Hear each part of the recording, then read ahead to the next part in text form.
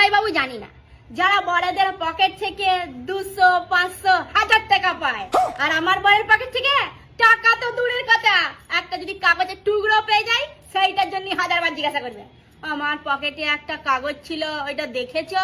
খুব দরকারি কিন্তু কাগজটা, যদি পেয়ে থাকো আমাকে বলবে। হ্যাঁ, কাগজটা না খুব দরকারি। টাকা তো দূরের কথা, আর ইতিহাস সাক্ষী আছে, যখনই বড়রা জানতে পারবে যে বউদের কাছে টাকা আছে, তখনই তারা ভিখারি হয়ে যাবে।